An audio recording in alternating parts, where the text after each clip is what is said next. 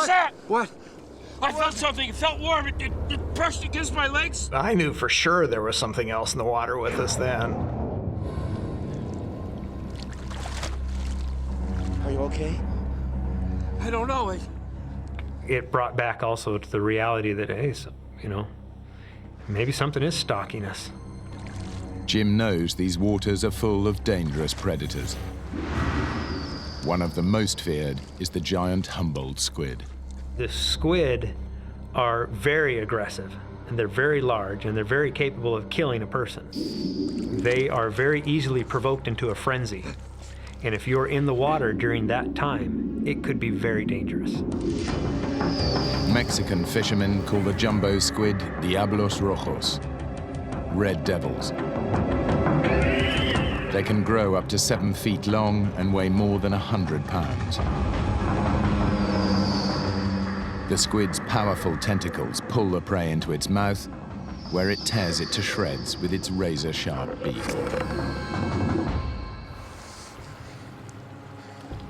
Whatever was stalking the men has gone away for now.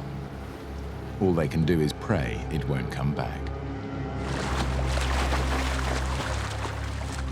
Jens has been swimming for over 10 hours. He's almost no strength left and is close to despair. That's when I started hearing something. And couldn't really figure out at first what it was that I was hearing. And would stop and just be as quiet as possible and try to control my breathing and try to slow down my heartbeat so I could hear this noise that was happening every couple seconds.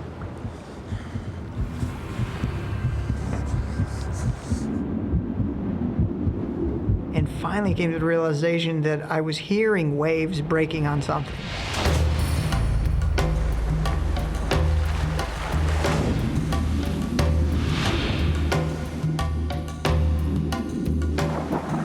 And the closer I got, the louder they got. And still couldn't really guess or tell what I was swimming towards.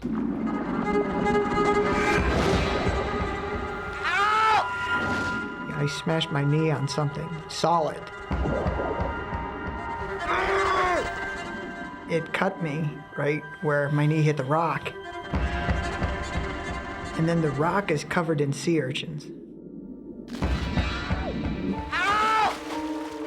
And they went right through the swim fins, right into the bottoms of my feet.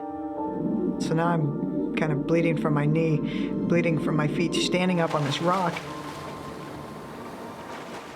And that's the first solid piece of ground that I had stood on in over 12 hours.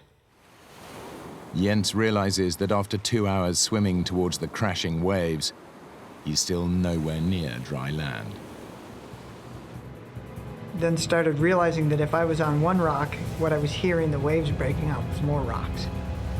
And that I was headed right into a washing machine full of sharp rocks.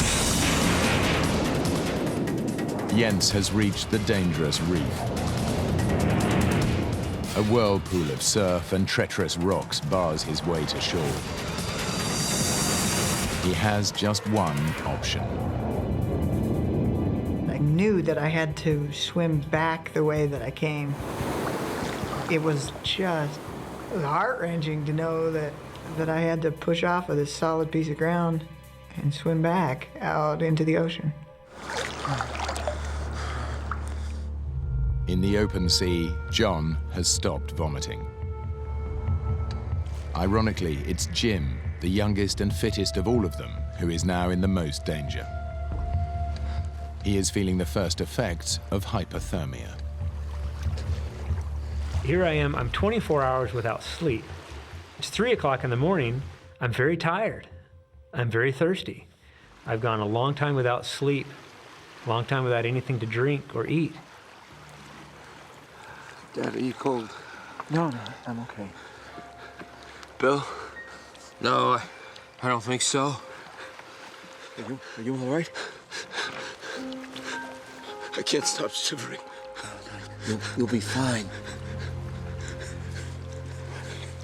I'd have to rest my head on my dad's shoulder because I didn't have anything to support my head, and I began to get kind of fearful. I'm so sorry, Dad. I got us in such a mess. It's not your fault, Jim. We landed the plane. And we're alive. I had way too much to live for, you know? All I wanted to do was make sure I got back to my beautiful wife and my child. I could hear my wife's voice of encouragement. Just hang in there. You can get through this. I'm fighting off the cold. I'm fighting off the chills by using more energy to keep myself warm. And I remember thinking, how long can I keep that up? How long until the body finally just gives out? And will I be aware of that happening, or will I just sort of, all of a sudden, you know, there's a light and there's Grandma and Elvis and, you know.